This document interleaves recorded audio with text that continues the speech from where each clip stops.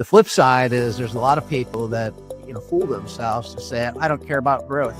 I'm just going to take care of my clients. I'm just going to be excellent. Well, the problem is if you're not reinvesting in your business, you can't attract the best talent. You can't invest in the best technology. You can't innovate. You can't create great client experiences. You can't upgrade, right? And while the rest of the world is, which means you might be day one without reinvesting or without growing. You might be delivering decent value to your clients, but 10 years from now, you've eroded your value proposition. And that's why I say it's you gotta, you milk the cow till it's dry kind of thing. So I think, being in a place, putting yourself in a place where you can grow, not, at the end of the day, you want, there's too high of a growth rate, but there's also too low of a growth rate. So not too hot, not too, hot, not too cold, just right.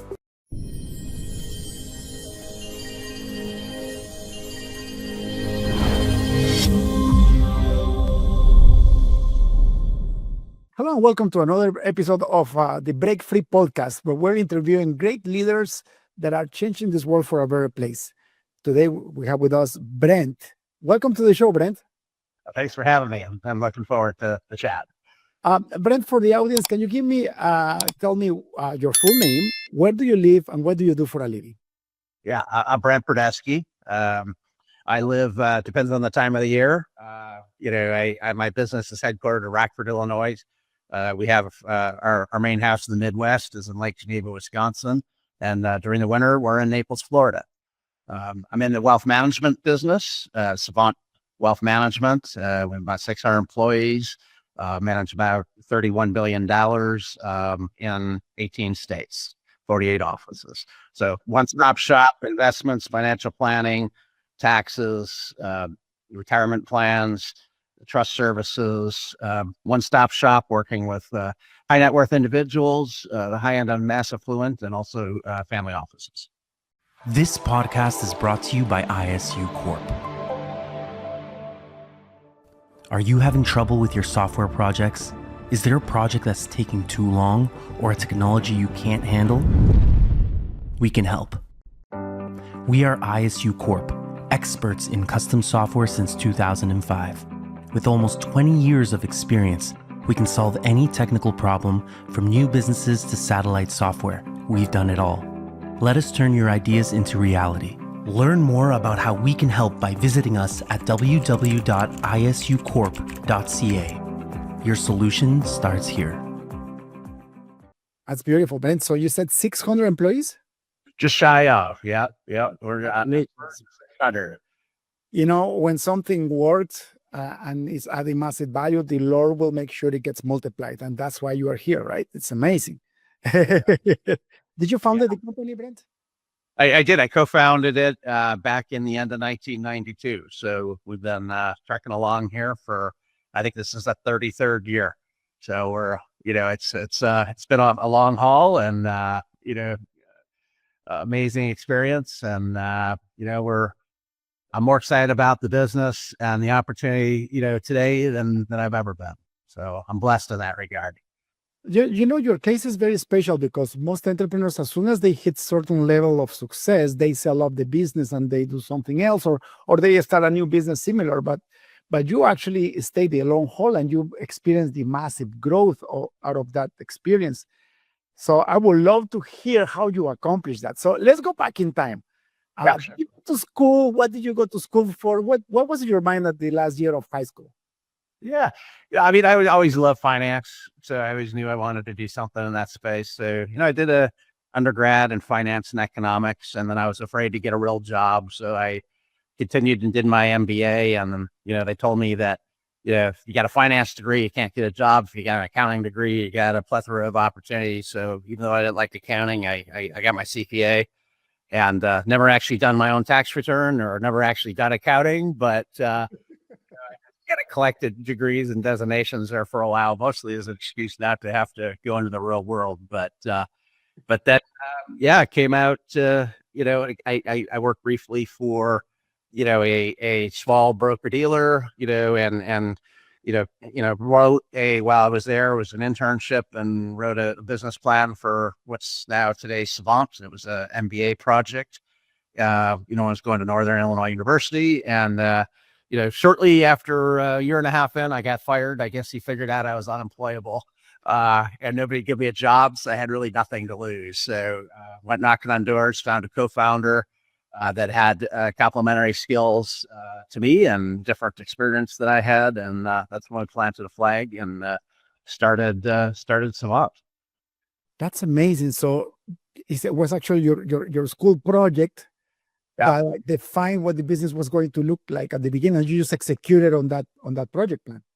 Yeah, I'm kicking myself because I can't find the actual business plan. I think it must have gotten shredded when we were at some point when we were going to the digital storage instead of file cabinets. But yeah, no, that was it. It was really, I had learned quite a bit in my first, it was a small firm I was interning with, and then I worked for a year and a half out of school and learned a lot there. And so it was a combination of taking, what I learned in academia, which was not in the real world, but, fairly theoretical, to combine that, with some kind of ABCs of investments and financial planning and, that I learned, while I was finishing my MBA. So it's really the convergence of a little bit of the real world with, a lot of bit of theory and, wrote the business plan. And, I literally, when nobody gave me a job, I went knocking on the door with my business plan and, trying to find somebody who could, I knew I was 25. I didn't have a network, I didn't have a lot of experience. I didn't know how to sell. So I knew I needed, a partner who, had some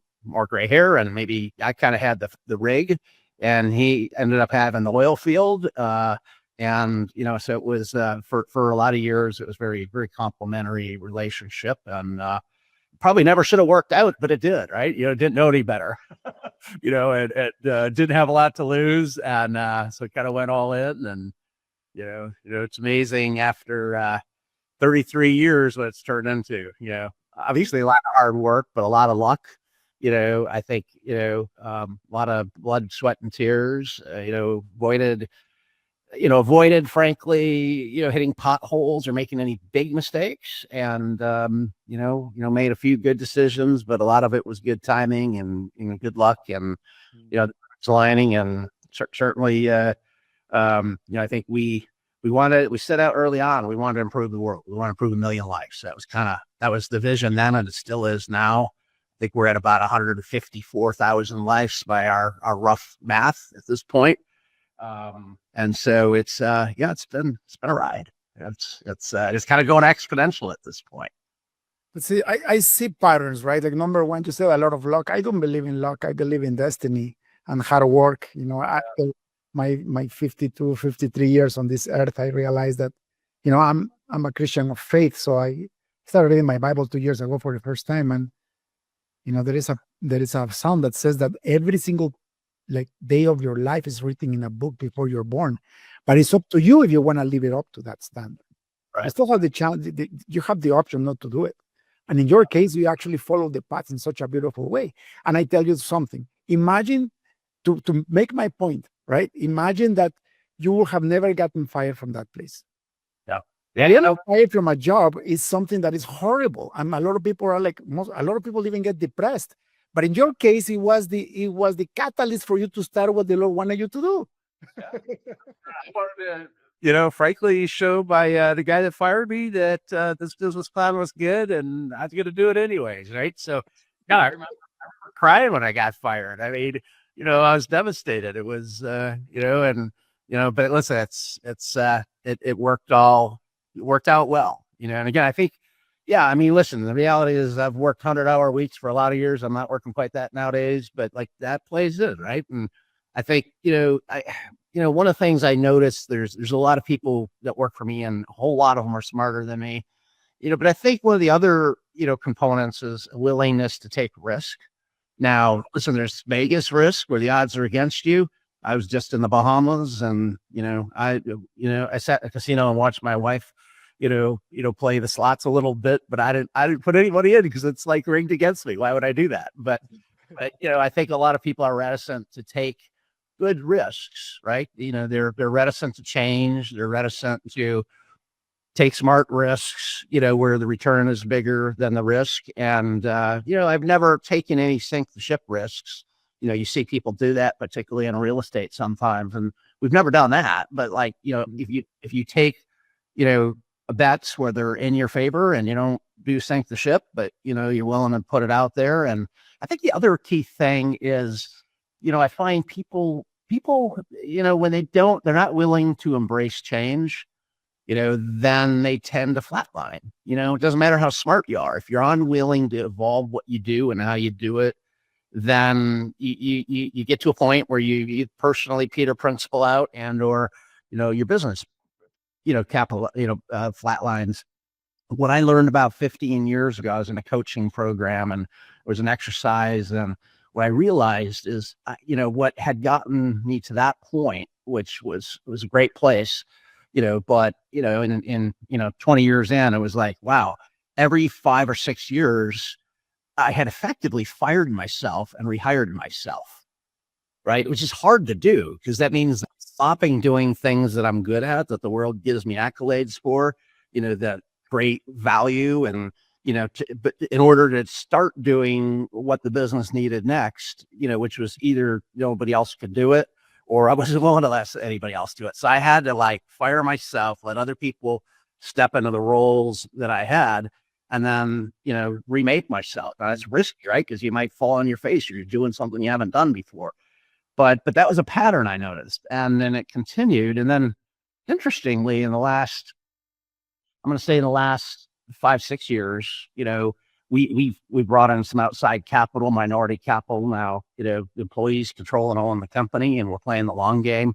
But when we brought in some outside capital, that allowed us to invest, instead of just bootstrapping like we did for the first 29 years, we were able to actually make pretty significant investments in growth and excellence and our platform, and, upgrade the talent level that we had. And, because, we had brought capital in. So that, then what I've learned is a combination of, our industry is now accelerating the consolidation. Technology is accelerating innovation, and the exponential investments that we've been making over the last, 3-4 years are also accelerating, which just means, I used to think every 5 or 6 years I had to fire and rehire myself. And now I'm down to every 2.5 or 3, which is hard, because it's disruptive, right? And even if you love change, it's still scary, right? And even if you love change, it's still hard. And good change and bad change are equally energy draining. But the good news is, if you're willing to take the risks and make those good changes, you tend to get a return on those. Again, they're good risks, right? And so that's just an interesting, over 33 years, an observation, of embracing change, proactively changing who you are and what you do, and then the pace of that picking up. Brent, you just described so many golden nuggets in order to become successful. And I see the pattern, right? I've been doing these interviews for 5 years now. So now I have enough data to see patterns, obviously with my own life too. And number one, being an entrepreneur is not for everybody. You have to be willing to change. You have to embrace change. You have to be willing to take measured risks, like exactly what you said, right? If you don't want to, if you are risk averse, go be an accountant. Our accounting firm, we have accountants, right? And they're very black and white, right? And, they're looking backwards often, and we're evolving the culture to be more forward-looking instead of black and white, gray and shades of gray in color. But you're right, and that's where my observation is. There's listen, there's a whole lot of people in my business that are smarter than me, but I think I've been willing to embrace change, take risks, as opposed to, hot tubbing, right? And being comfortable. And, I think a lot of the firms that, I think there's one or two things you mentioned. A lot of firms, they grow and then they don't, or they grow and then they sell. I mean, some of them that grow it and sell it realize they're kind of a one-trick, trick pony, right? They're, listen, I'm good at startups, and this to viable and then selling it, right? And rinse and repeat. And there's a lot of people, serial entrepreneurs, that they do that really well. But then there's those others that are like, I just, they get to a level of wealth, and that could be 100,000 a year of income, or 500, or 1 million, or 5 million, but they get kind of fat and happy, right? And I guess, kind of learn that there's nothing wrong with that. You just, but I don't know that a lot of people, I think they do that without thinking about it, or without, if you're going to do that, embrace that, right? But on the other hand, if you like, to me, I've got enough money. I'm in this, I got plenty of money. I got multi-generational wealth. And I'm not doing it for that, but what I'm doing it for, like, what I'm passionate about is building, creating value, improving life. The number one big vision I got for the rest of my career is I want to move the dial, improve 1 million lives. Like I said, I think we're about 154,000 right now. So that means, we got to grow the business 6-7 times, in order to get to roughly 1 million. Like, to me, the beauty of that is we're making the world better. Like, we're in the financial services business, but we're really, trying to help people, get clear around what's their ideal for their family, what are their vision, what's their values, what are their goals, what's important to their family, what's their legacy going to be, and you only go through life one time, right? And so the problem is if it's just all school of hard knocks, by the time you got all the wisdom experience, you're either dead or almost dead. So, what I'm excited about is, like, all right, we gained a lot of experience and wisdom working with people that have been successful and people that have been less successful or hit potholes, right? So take that wisdom, being able to, essentially, spread that gospel of helping people get clear, and then, aligning their resources, their decisions, giving them confidence, giving them focus to live their best life, to be able to improve their communities, to, help the family live their best life. So, like, to me, that's exciting. And the cool thing, and this isn't all businesses, but the cool thing about our business is, we're not a nonprofit, right? And I'm like a doctor who maybe can only see so many patients.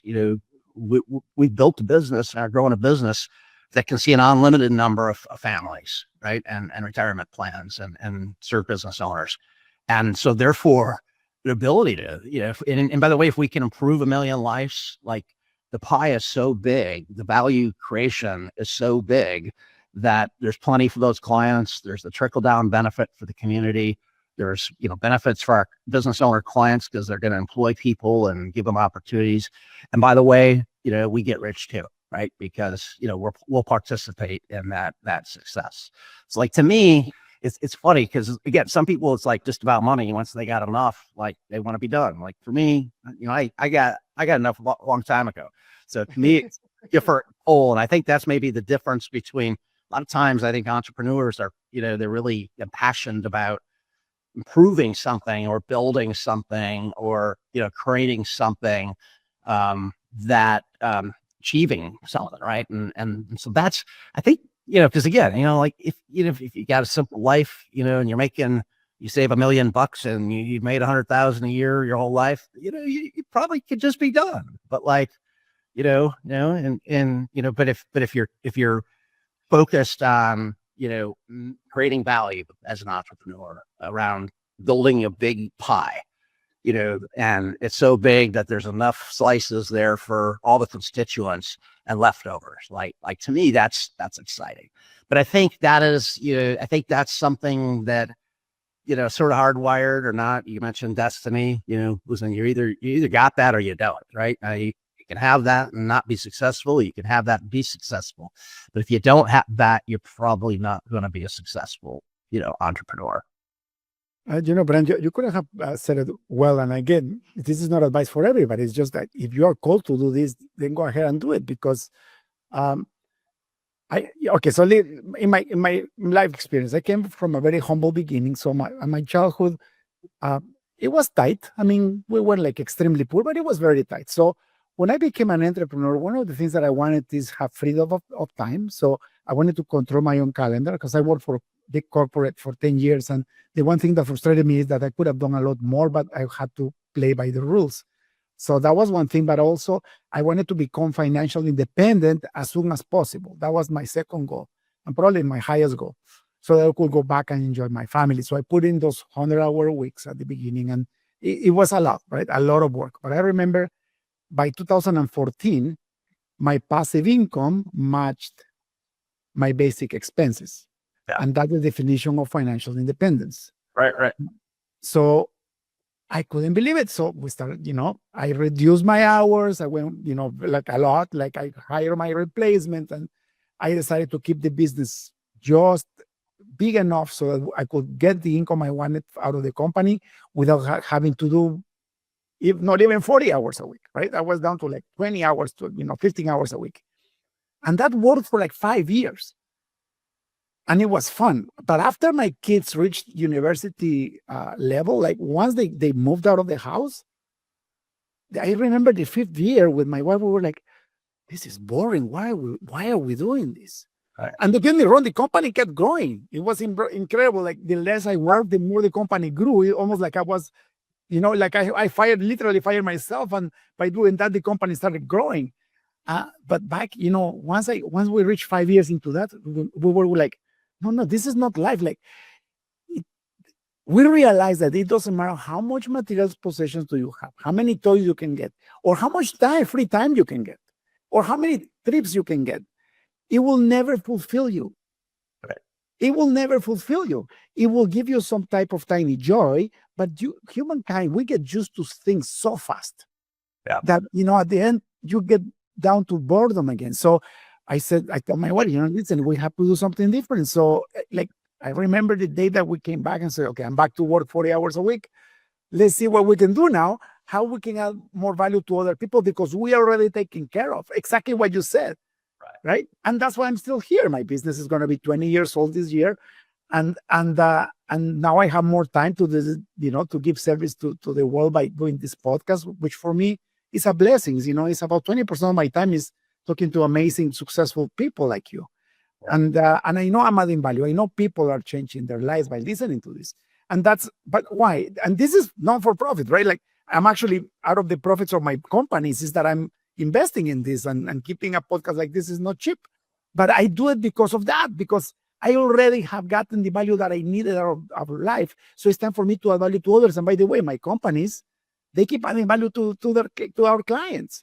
Right. And it's not about the money anymore, exactly what you said, but that's what we're called to do. And that's what brings the fulfillment, right? Yeah. One of my business partners, Rob Morrison, co-wrote a book called Retirement Victory Lap. And I remember we actually acquired their firm, and he gave it to me while we were dating, if you will. And I'm like, no, I got to read this book. And I read it and it hit the spot. Like the reality is it's not about retirement. It's about financial independence. It's about being a place where you have optionality, and that may be to build another business. That might be to keep doing what you're doing. It may be to, stop working for money and, retire from your corporate job and work for nonprofits or do a podcast. At the end of the day, financial independence is about being a place where you don't have to do the grind, right? You have the ability to be deliberate about what you do. And there's no right or wrong answer in that. Like I retired a long time ago. I just didn't tell anybody, and they keep paying me because I do this for free, right? Right. And so it's not about the money. The money is a nice measure, right? Of progress and success. And it does give you options to do things, but it's about saying I'm in a place where I can do what matters to me and what I have a passion for, as opposed to what I have to do. And contrast that, you talked about your corporate, deal, and it's a grind and all these long hours and blah, blah, blah, that's not fun. Right. And so you recognize that. But then, the other thing I've learned about people is like, you just retire, or you just stop. Like, there's only so much golf you can do. Right. There's only stuff. If you sit around and watch TV, and don't do anything, and people get depressed, they drive their wife nuts, they drive their financial advisor crazy, their health goes down, because their mind isn't. So you got to be doing something. But listen, in my case, I suspect I'll be involved in this business because I'm passionate about it for as long as I can, as long as I'm healthy and, and capable. But other people like, yeah, they want to quit that corporate job and do something totally different, whether it makes money or not, or you kind of dialed it down, but then you dialed it back up, doing this. And, the funny thing too is, we part of changing is like, you said, you went from crazy schedule to a part-time schedule and the business, grew a lot. Tight way, right? Because you were probably a constraint to growth, right? Yeah. Because you couldn't help yourself but to solve all the world's problems, right? And when you get letting other people step up into that void, allowing you to say, all right, now what is my highest and best use? I don't, what I do is I think about evolving and myself or firing and rehiring. It's like asking myself questions every few years, like, what should I do more of? What should I do less of? What should I stop doing? What should I start doing? Right. And part of that is like, what am I really good at and passionate about? But part of that is, what does the business need from me? Right. And third of all, what do other people need from me? And like, listen, I'm good at this. I was the biggest business developer and I had the largest book of clients at our firm by, several fold. But when I said, no, I'm going to refocus on building the business instead of managing client relationships, I was able to create big opportunities for others by allowing them to assume those clients, right? And assume, the best opportunities, and that's exactly what the business needed, because I could only grow so fast on my own. When I said, okay, I'm really good at that, but I'm going to refocus on growing the business instead of operating the business, then other people were able to step in and, build great careers for them. So the business like yours, the business is grown exponentially. But I think a lot of that is, again, by getting out of the way and letting other people, have opportunities to step up and, strut their stuff. And, so it's kind of a virtuous cycle in that regard. I mean, I think about it as they always say the clients first. I actually say my team is first, because they're now the ones that can put the clients first, right? So indirectly it's still clients first, but I mean, when I was serving clients, I could only serve so many of them. I'm limited, like a doctor. You only get so many times to have appointments, right? But now having a whole 250 plus advisors, and another 350 to support them, now that's like way more powerful, to be able to spread the gospel than, one person. And Brent, I think I call that getting addicted to the rite of passage. I was bootstrapped too, right? So when I started my first business right out of college in 1995, I got a big loan from a bank backed by the government to do a startup in technology. It was about $30,000 in 95. So I guess what, like $100,000 now, or even more than that. And I spent that money in 6 months. And then I almost went bankrupt. I was able to sell the business because I actually got a lot of clients in 2 years, but I sold the business for the amount of debt. And then I got a real job because my wife was supporting the business, the family actually. So when I decided to try again in 2005, one of my things was, I'm going to bootstrap this. I will not take a penny from anybody. And that's exactly how you did it, right? Like bootstrapped. The problem to do that, so there's two things. It's a blessing because you don't owe money to anybody and it's your own effort and you figure it out, right? You invest your earnings, your initial earnings, you reinvest them in the business to grow.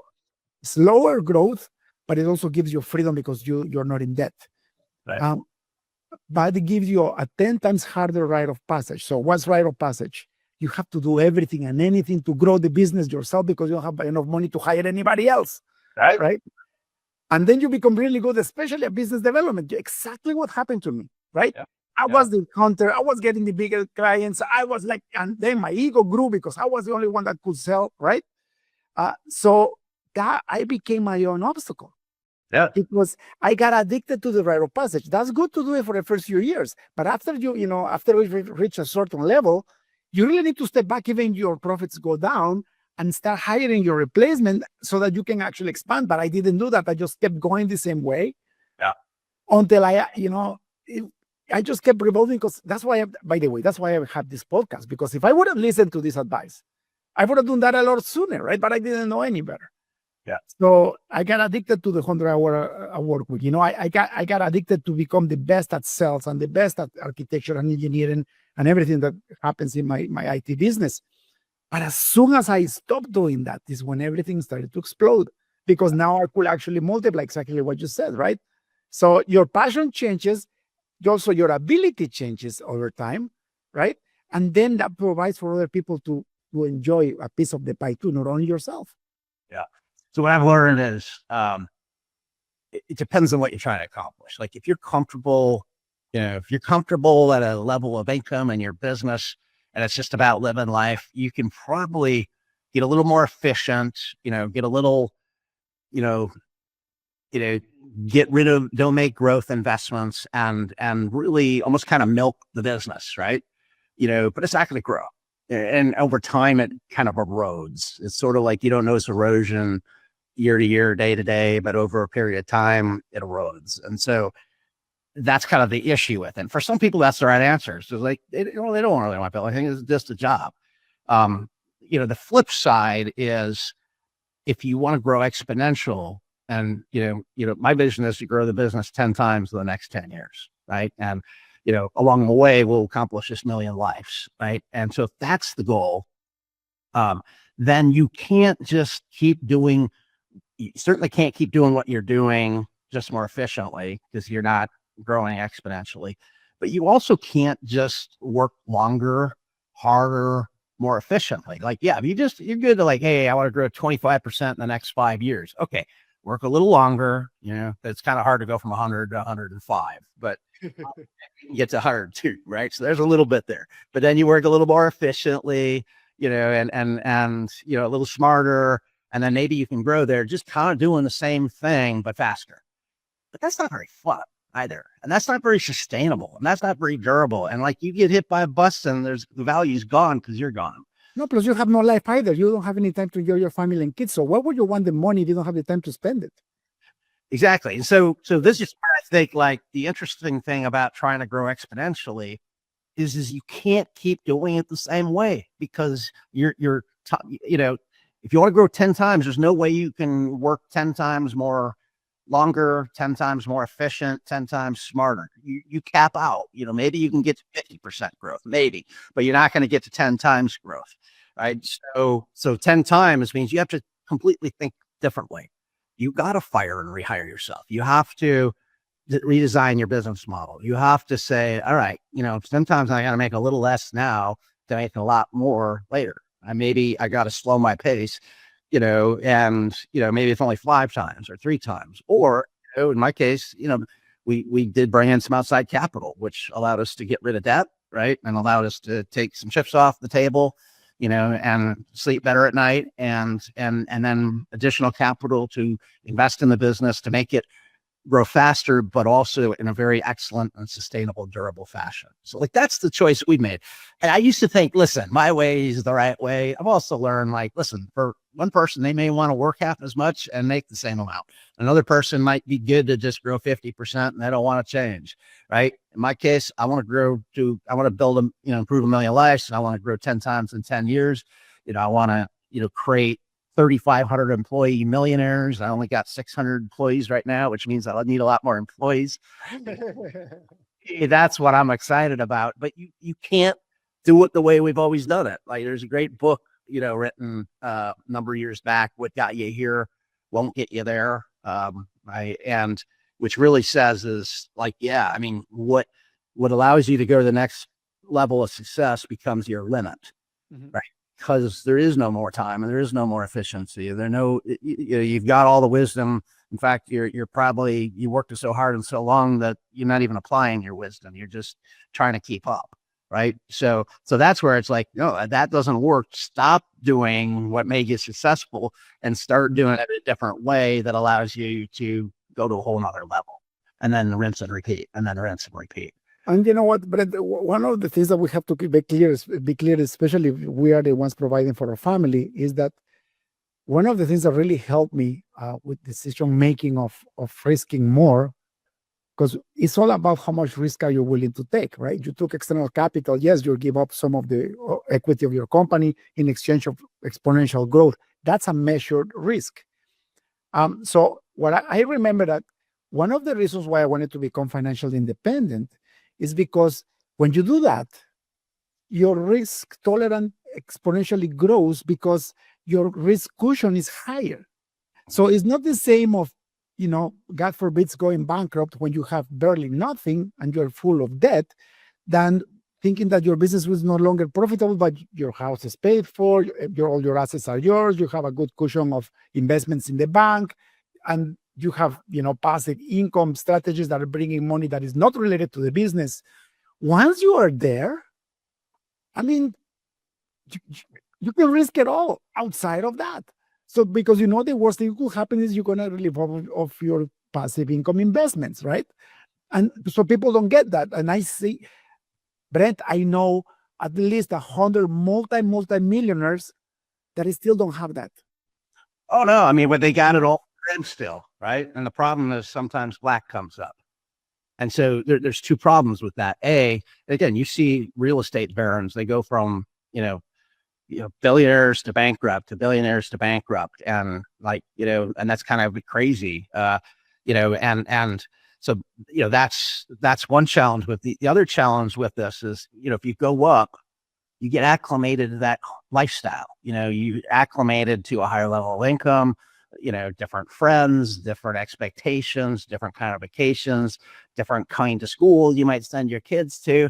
And then if it comes down, it's even if you come down to a level of income that most people would think is really good, it's less than where you were.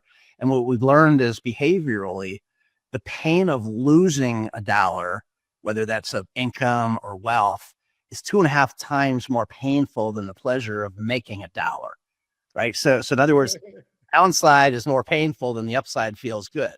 So if you're, take crazy risks and you grow, but then it comes down some of the way, that feels bad. You're looking at that high water mark.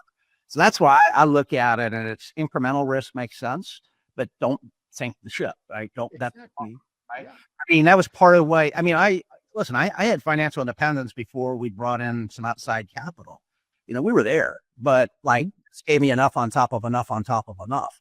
So now I'm in a place where it's like, okay, we can be a little more aggressive with the business because I and all the employees paid all the debt we had off from growing the business. My co-founder had exited 5 years prior, and we had all borrow a ton of money to take him out, right? And then when we brought in the outside capital, we'll pay all that off, fill our own, shoemakers' kids that wore shoes. We all now had nice investment accounts, right? And so then we were in a place where we could lean in and make those, take some extra risk, use some bank debt. We had never used bank debt before, and we still don't use a lot, but we use a little bit now because it's cheap capital and it allows us to invest more aggressively than just bootstrapping some of our profits every year.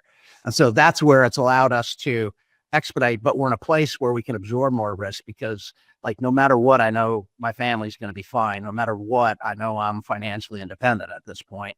So that puts in a place where I don't have to wait. I don't need that distribution and, profit every year, to put gas in my boats, or to pay my mortgage or, pay insurance. I don't need that. I'm good.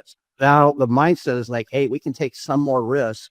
And we can, but it's not just about taking risk, it's taking smart risks and, making investments to assure that we're finding the intersection of growth at a higher rate, but excellence. We're not foregoing excellence. Because I think too often, it's all about growth or it's all about milking the cow, right? Right. It's all about because here's the thing, think about, bodybuilders, right? If you just want to win Mr. America or you Mr. Universe, what do? You take, steroids, you take diuretics, and you do stupid things to your body. You may or may not win, but there's a good chance you're going to be dead in 10 years. Yeah. So that's sustainable growth. That's kind of betting it all. It's equivalent of betting it all because you might be dead in 10 years, right? The flip side is there's a lot of people that, fool themselves to say, I don't care about growth. I'm just going to take care of my clients. I'm just going to be excellent. Well, the problem is if you're not reinvesting in your business, you can't attract the best talent. You can't invest in the best technology. You can't innovate. You can't create great client experiences. You can't upgrade, right? And while the rest of the world is, which means you might be day one without reinvesting or without growing, you might be delivering decent value to your clients, but 10 years from now, you've eroded your value proposition. Yeah. And that's why I say it's, you gotta, you milk the cow till it's dry kind of thing. So like, I think, being in a place, putting yourself in a place where you can grow, not, at the end of the day, you want, there's too high of a growth rate, but there's also too low of a growth rate. So not too hot, not too, hot, not too cold, just right. Right. And doing that where it's sustainable, durable, you can play the long game. I think of it as like, like if you had traditional private equity and they wanted to, put you on a treadmill and, run you faster and then sell you the highest bidder in 2 to 5 years, that's probably that dysfunctional bodybuilder, growth or casino type growth.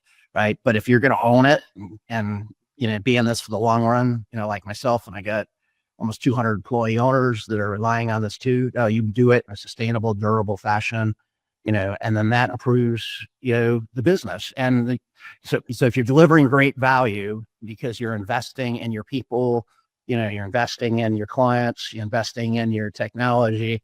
That costs some money now, but there's a good shot we're 10 times in 10 years, which we won on all fronts. Our clients, we improve 1 million lives. We enhance our team's opportunity, and the members make a lot of money. The owners make a lot of money. And everybody wins, and you're adding massive value to other people. And that's why I love the free world capitalism, because you get rewarded by the amount of value you add to others. How beautiful is that? Like the reward system is based on how much value you add to others. Right. That's why it works.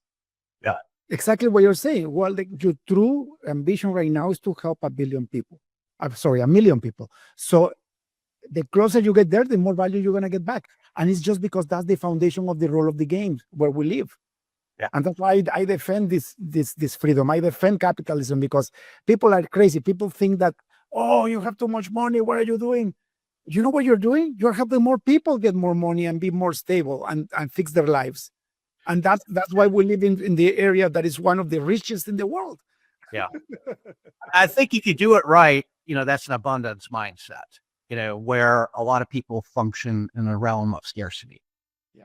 And, if you're in a realm of scarcity, well, the pie is only so big. How do I get as much of that pie as possible? If you live world out right? pie, so everybody gets more than they need. Right. And I prefer that. Right. And I, unfortunately, I think some of the politicians think in the context of scarcity. And I think a lot of business owners, think in that context. Right. And that's why there is not a system that is perfect, but you're right. And that scarcity comes from fear.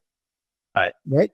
They are so afraid to lose everything that they try to grab as much as they can. And I was like this at some point in my life too. And I had to repent and actually ask the Lord for forgiveness and move on, because it's counterproductive. When you try to get as much as you can, not leaving enough for the rest is not a win-win situation. So eventually it blows up on your face and you lose everything. Right? Because we go back to the amount of people that you are adding value to, the amount of people that you're helping.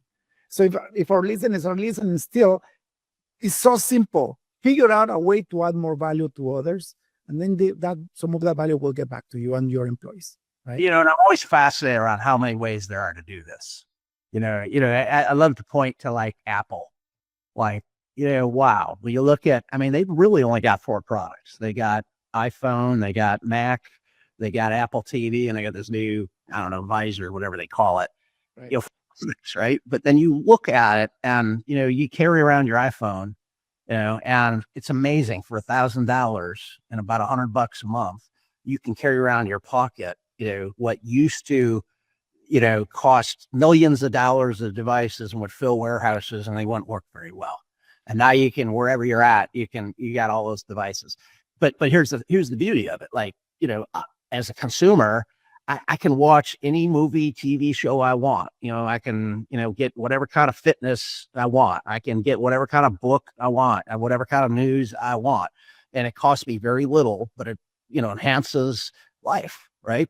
And concurrently, Apple is the most valuable company in the world. Right? Well, how many people are getting the value? Right. That's what you got to think. Right. They figure out how to add value to a lot of people. Like, how about how you can talk to anybody in the world at any time you want? That's with your iPhone too, right? So of course they're gonna be the most valuable company in the world because they do it in a way that, by the way, is not the cheapest, but it's the one that adds the most value, and people appreciate that. Because even in developing countries, they rather have an iPhone than any other device. Don't get me wrong, there's competition, and they are making a lot of money too, like Samsung. But you hit the right button, they figure it out how to add the maximum value with their devices, right? Yeah. Yeah, I mean, that's an extreme example. I mean, Amazon's another one, for Amazon Prime, and I don't know how much it is nowadays, but let's call it $150 a year. You can get whatever you want delivered in a day or sometimes hours. You get a good price. It's easy, right? And you can return it if you want. You got the whole world in your pocket, your iPhone, that you can pick from. Like, that's amazing value. And, no surprise, Jeff Bezos is I think he's the second richest guy in the world now. They keep changing spots, but I mean, those are extreme examples. Obviously Savant, we're 600 employees, and and not worldwide. Although we're getting national in scope. But then I look at the other extreme. You see entrepreneurs and in third world countries getting microloans to run a knitting business or something. But at the end of the day, the thing in common, whether it's Savant or, Apple or, that woman in the third world getting a microloan to do something productive, is they're all creating value, right? And they get the benefit of some of that, but they're all, a lot of that value is conveyed to other people. And it's the beauty of capitalism, right? It's right. And those businesses that aren't creating value, that are extracting value, you're a drug dealer or something, like, that's not sustainable and durable at a minimum, right? And so negative value, right? And that's why their lives are so short. Most of them, they end up in jail, or they end up dying young, because it's negative value. So it's the opposite. The more you hurt other people, the more hurt you're gonna get. Like, that's a universal law, right? Eventually it's gonna get you. Or even the lives, because some of them become billionaires, but what's the cost? They lost their soul, right? Yeah, they lost their soul, which is like the biggest loss of all. But what Escobar, went to jail and died, right? So I mean, yes, he was probably the biggest drug dealer, but he also ended a bad outcome for eternity, right? And bad outcome, and again, he got accustomed to massive wealth and lifestyle, and then he's in jail, right? And so that's like falling off a cliff. Remember when I said, when people get acclimated to a lifestyle, when it comes down, it's horribly depressing, even though, the rest of the world, might say, wow, you're in a good spot. Yeah. And so another biblical term, right? What does it gain to you to gain the world but lose your soul, right? Right. Escobar had so much cash money that he had pallets, huge pallets, and he had them like, the down below, they're like 6 feet under, right? Like buried. And a lot of that money went to waste. Got rotting inside. And so that's not adding value, that's taking away value, right? Yeah. And for the benefit, I mean, he had probably everything physically he needed, right? And whatever jets and whatever toys and boats, so at that point it was just, creating negative value for the world for the benefit of having power. Right. Which I just think the funny thing is if you're creating real value, you effectively have power, and you can sleep good at night. Right. And at the end of the day, I mean, I love the parable in the Bible of the talents or the bags of gold. Right.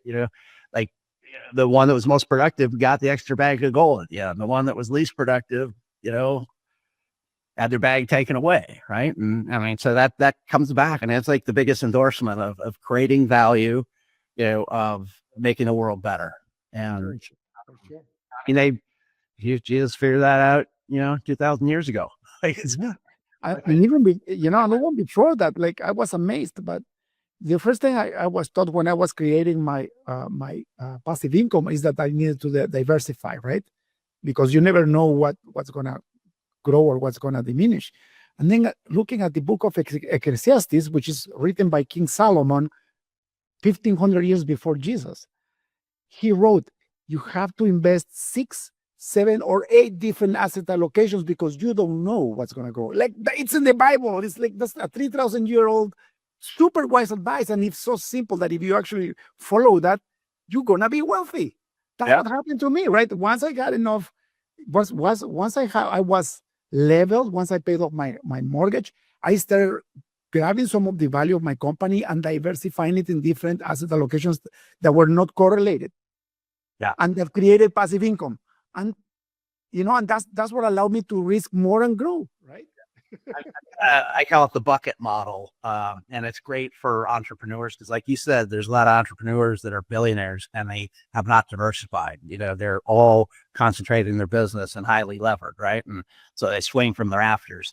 So, the 4 bucket model is like, first bucket is safety bucket. And, that's cash, right? It's like, whatever amount you're going to need to pay bills in the next year that you're not going to get from, a paycheck, that should be in cash. And it might be a little bit, or it might be a lot if you're retired and you spend a lot, right? The second bucket is lifestyle, which is like, all right, this is about having, like you said, 6 or 7 or 10 or 12 different diversified asset classes. It's not about, making $1 zillion. And it's as equally about preserving and having reasonable growth because, you might live a long time. We're not sure how long you're going to live. There's inflation to be concerned about, certainly in the last few years. So it's like, call it the lifestyle bucket, but it's a diversified bucket that says, I've got enough to cover my bills, my expenses, sleep well at night, and be just fine, right? Then the third bucket is aspirational. It's like, okay, once I've got enough, it would be nice if fill in the blank. I could leave an inheritance to my kids, right? I could, give money to a charity. I could buy a second home. I could buy a boat. I could have a Picasso. Like it almost does. It's like the gist of it is, once you got your safety bucket, your lifestyle bucket covered, there's enough, right? Maybe a little extra just for buffer. That now you can be very deliberate about, what the other money is invested for. Now, if this is an inheritance to your kids 30 years from now, you're investing in growth stocks or private equity or real estate or something that, you don't need the money anytime soon. So you can be long. The flip side, if it's about taking a big trip in a year, it should probably be in cash. If it's about making a big charitable donation in 5 years, maybe it's, bonds.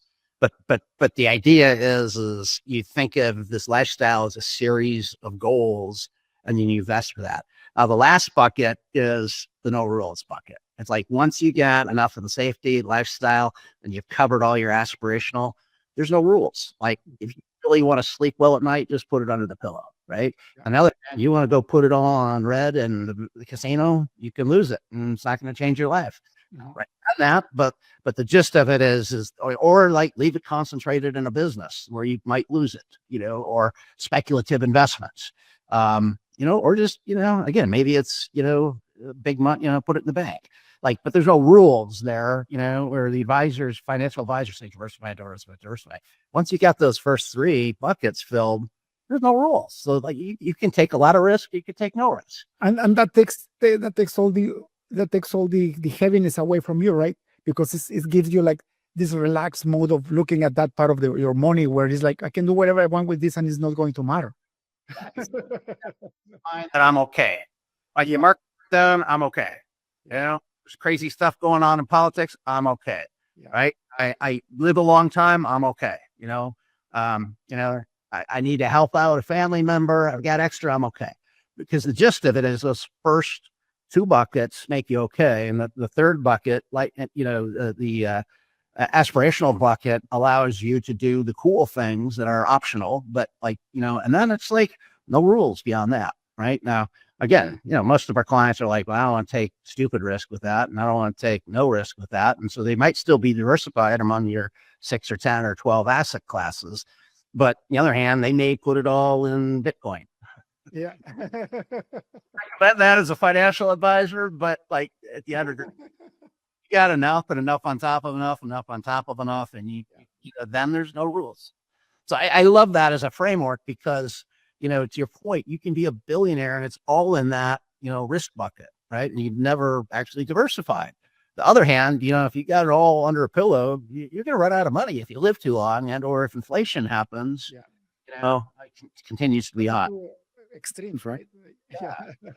It's like anything in life. It's about balance, right? Smart risk taking. But I like this because it's a framework where you can think of 4 discrete buckets, and you have different strategies that once you understand this and you get the right amount in each bucket, and yeah, now you got optionality, you got financial independence, right? You can do a podcast, you can go crazy building your business, and even if there's a risk of losing it, right? Or you can,